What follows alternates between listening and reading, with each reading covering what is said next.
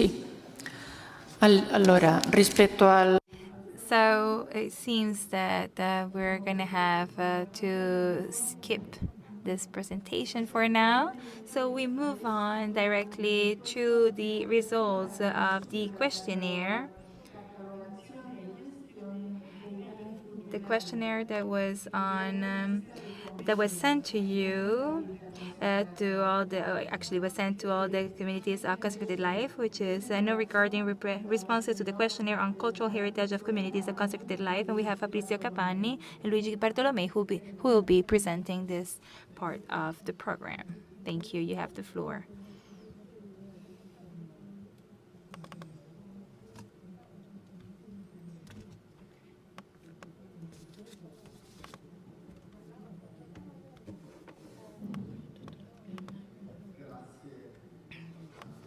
Thank you, Sister Carmen. I'm really sorry that we couldn't connect with the Peruvian colleague. I hope that we might have a chance to go back to it and for it to work. So, in preparation for this Congress, a little while ago, some time passed by. Then we had COVID coming, the pandemic. Then certain things had to change. Also, certain situations changed. But then, what we thought back then was to produce a questionnaire to find out, at least in general, the interest and also how much space is given by the communities of consecrated and apostolic life to their cultural heritage and to their care and management. So now this initiative obviously was shared by the other entities, that is the congregation and the Pontifical Council for Culture, and also the UISG and the USG, the Superior Generals that have also helped us with the dissemination of this questionnaire.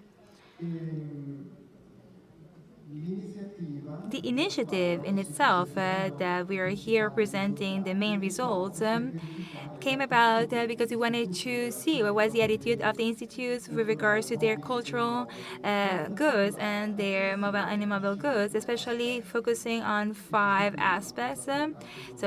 Relation to their movable and movable cultural assets with regards to 1, the effective start and progress of inventorying and cataloging processes. So this was something that was immediately identified as the priority, the main priority, as it was very clearly highlighted yesterday, and not only yesterday in the many presentations.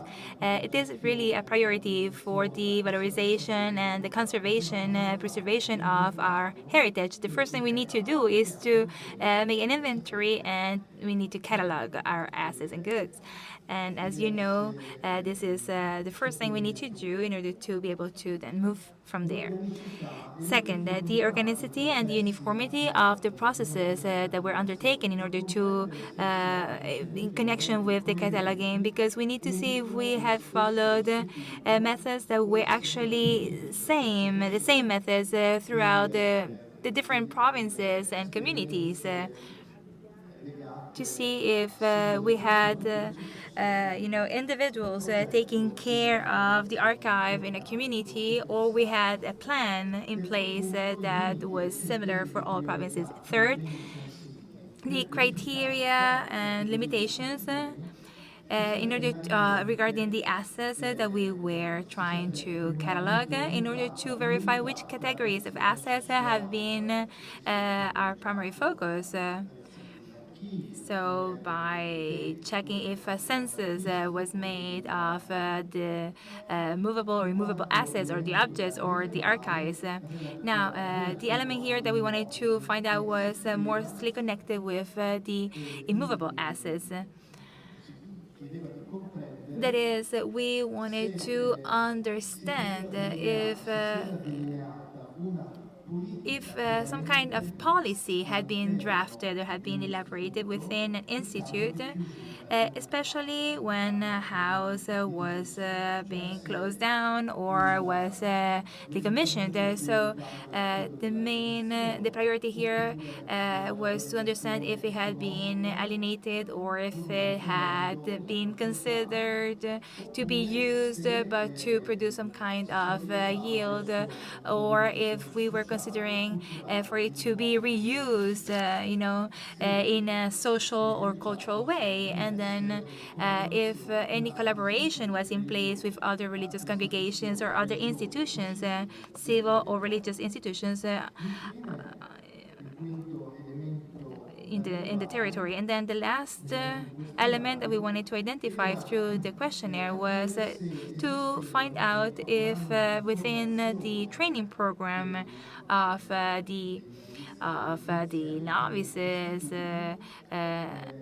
of the institute, if these formation programs, had any mentioning of the cultural assets of the church and their management, as well as the ones of the congregation. And the analysis of the results was presented in two different phases, so as to first clarify the profile of the institutes that were participating to the questionnaire, and then in order to somehow be able to calculate the results. And for this, I'll give the floor to Professor Bartolomei from the University of Bologna, who has volunteered to collaborate to the structuring of the results of the questionnaire, and will tell us the scientific results of this survey. Thank you, and over to you.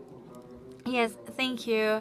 I will be reading, which is not something that I normally do because I don't trust math, and I am speaking here about numbers. So I need to thank actually our friends and doctors, our researchers from the secretariat and of the meeting, who also did this analysis and then somehow did some sort of summary so that I could present it. So this presentation has been divided in two parts. So first of all, we're going to try to look at the profile of the events and of the institutes that participated, because not everybody did participate.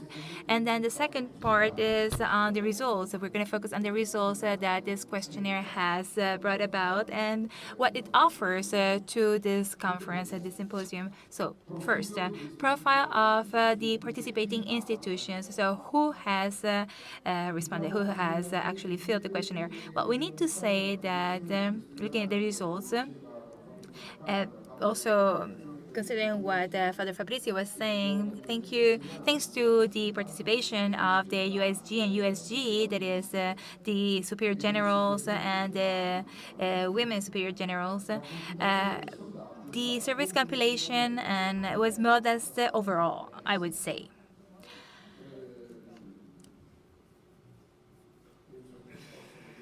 I believe that you can see the graph. The pie, actually. Yes, we have a pie here showing the results. So I'm here referring to graph number 1 on your left, on the left of the screen.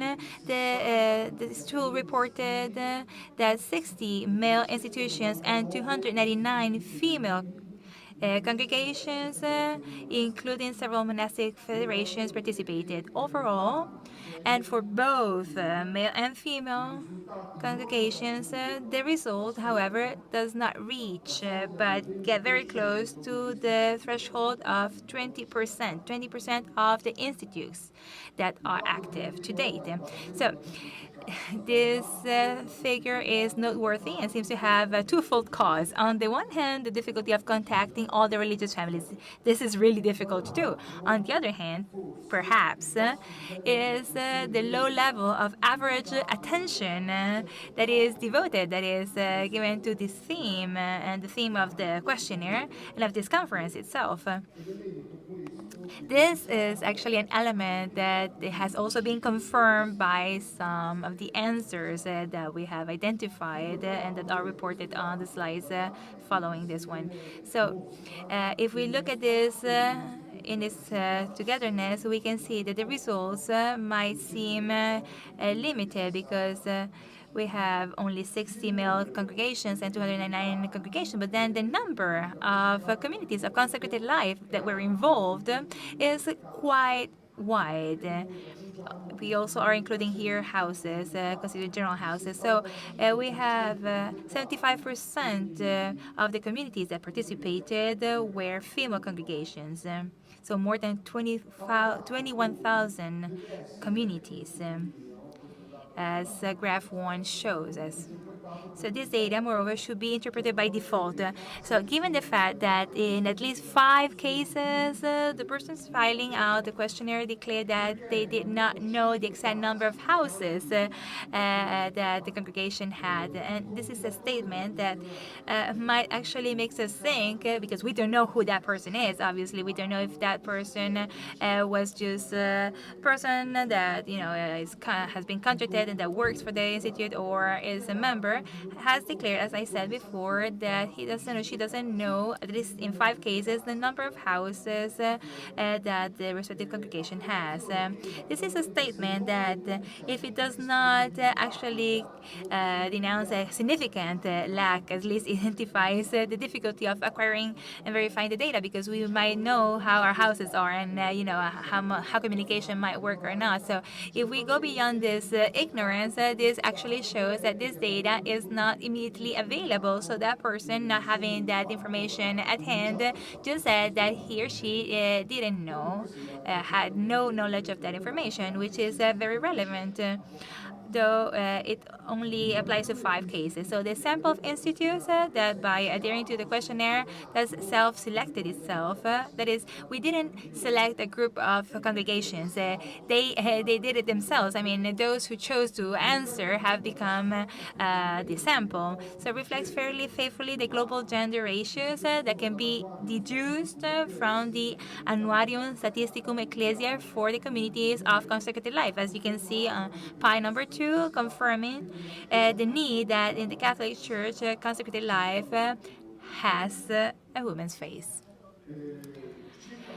So, with regards to the geographic origin of the data, and this is always based on the profile of those who have answered. So the geographical origin of the data that we have through the questionnaires is a bit distorted by the presence of the general houses of the institutes present in Rome, so that many institutes correspond or would answer, would fill the questionnaire from the capital. But if we look at the language in which it was actually answered, the questionnaire is a bit different because many use Italian, though it was not their language, as graph 4 shows.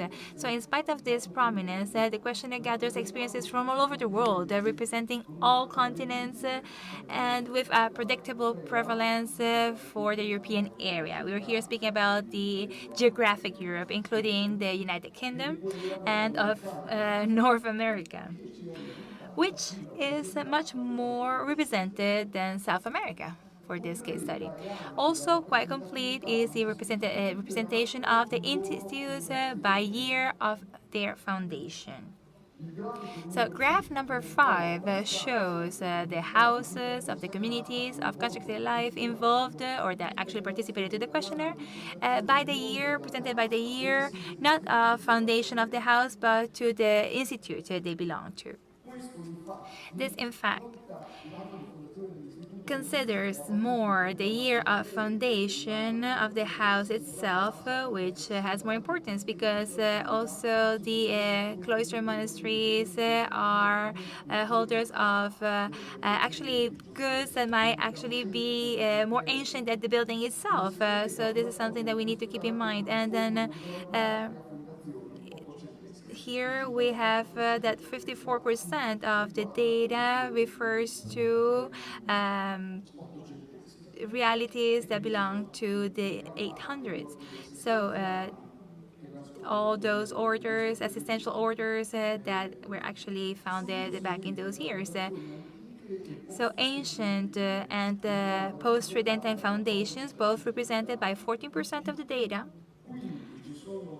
And then more modern ones that were founded between 1915 and 1965, 11%. And then we have the late 18th century ones between 1750 and 1815, 5% of the data. And then the contemporary ones, so post-Council, Second Vatican Council, 2%. So now let's look at the profile, or we have seen now the profile of those who have actually participated to the initiative. Now we move on from who answered and we look now at what they have answered. With regards to the presence of a catalog, with regards to the presence of an orderly catalog of cultural assets and data that we can deduce from the questionnaire, reveal a very fragmented and incomplete situation. Fragmented and incomplete, as it's shown by graph number 6. As you can see, 48% of the institutes have declared sporadic and partial cataloging activity. Now, based on the numbers of those who have declared that they have a limited cataloging activity to a few houses or provinces, or limited to archival assets only, or an informal list, so 14% of the cases, cataloging of cultural assets was never undertaken. So we have no data available.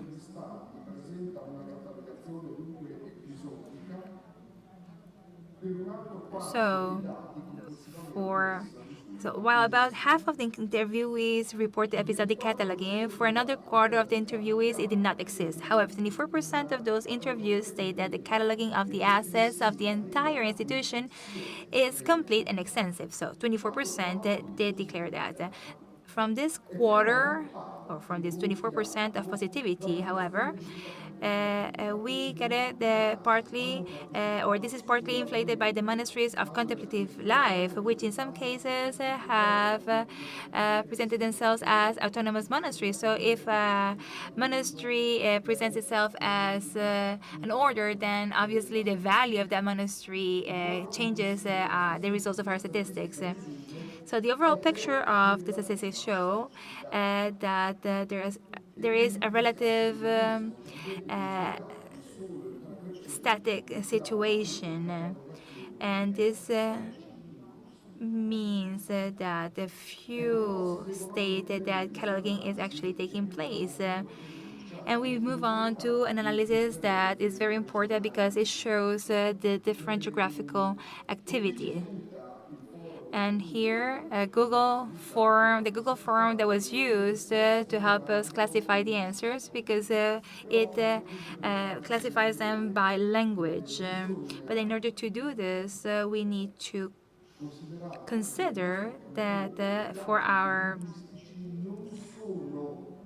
sample, the result, we were not very strict, because we would allow the person to choose the language in which he or she wanted to fill in the questionnaire. So we're not telling a person who filled, we couldn't just give for granted that somebody who used English would belong to an English-speaking country, or Italian, and then that person was belonging to an Italian-speaking country or a community. So we need to consider that in general, however, based on the references that we could also identify in the questionnaire, there are some, we do get an idea, however, even if it's not so clear. It's a bit foggy, but we get it. So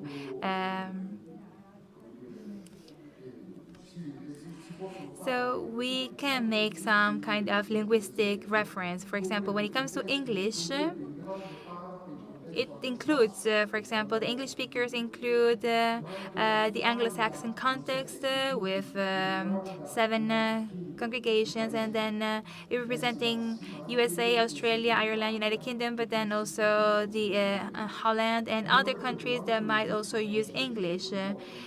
Also entities that are based in Italy but that prefer to use English. And then we have similar situation applies to French, such as Canada, Switzerland, Belgium, Luxembourg, that use French, but also Lebanon, for example, decided to speak in French, or to fill it in French. In part, Holland, as well as institutions based in Italy Italy did the same. They chose French to fill in their questionnaire. Now, Spanish, well, Spanish was used by Spain or Spanish groups and communities and Latin American groups. And now, considering all this, so apart from these considerations, we could say, which mitigate the rigor of the statistics, looking at the statistics by linguistic field as proposed in this graph, we must acknowledge that the primacy of the Anglo-Saxon field is in the completeness. Is seen in the completeness of the catalogues, which is extended to all the houses of all the provinces of the institutions that were taken into consideration. So that group, a small group of countries or groups that chose English as a language for the questionnaire that go from the U.S. To Northern Europe, these have shown that their archives and their cataloging has been done more thorough and they are much more ahead. Now, the results are quite broad, so I'll try to summarize. But then others who speak English, however, complain that these catalogs, are not compiled in a uniform manner within their congregation, therefore do not allow for the exchange and comparison of records and goods. Nonetheless, the percentage of completeness of the catalogs of English-speaking institutions is unique in the statistics collected. This record, then, and I would like to highlight this, cannot be ascribed to the low number of cases considered. I mean, it's not because we only had a few congregations participating, then this is not really, mirroring the reality, but because the English-speaking component corresponds to 36% of the sample considered, and is the second largest component after the Italian-speaking one.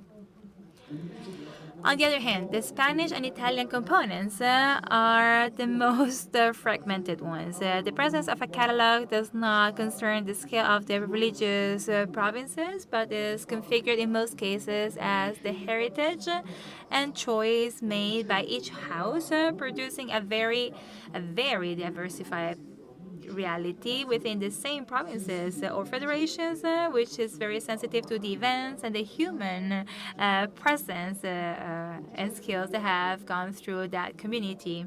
Now we move on to slide number 9. So the objective of this work of this cataloging is the theme that we're here presenting. It seems that first of all, on a global level, the primary attention that we're trying to give is to the archival patrimony or to the heritage, to which therefore is widespread attention that must be given. So this is followed by a generally intense real estate assets, which is what follows. With real estate assets, we understand as house, chapels, etc., and then the artistic and historical assets, such as furniture, and then the library assets, so 17%, 16%, and 13%. On the whole, little attention was paid to the material patrimony of the communities of consecrated life. That is, so as it has been heard, is 2 days, the set of traditions, knowledge, techniques, and skills that are a typical expression of the communities, and in the scanning of its daily and weekday or festive and liturgical time.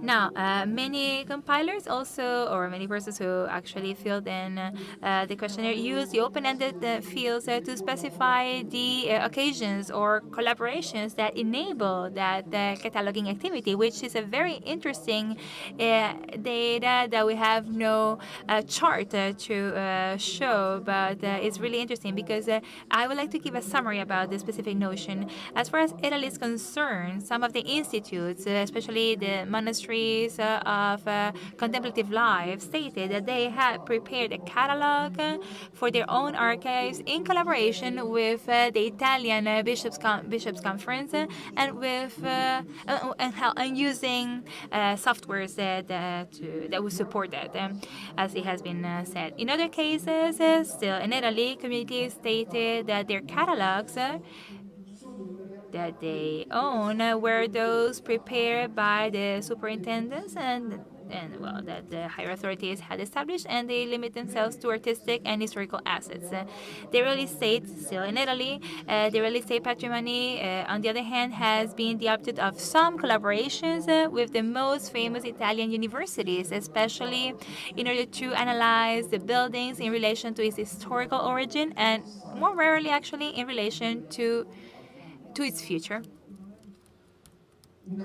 Only one monastic community participating to the questionnaire declared that it was unable to catalog its assets due to a lack of financial resources.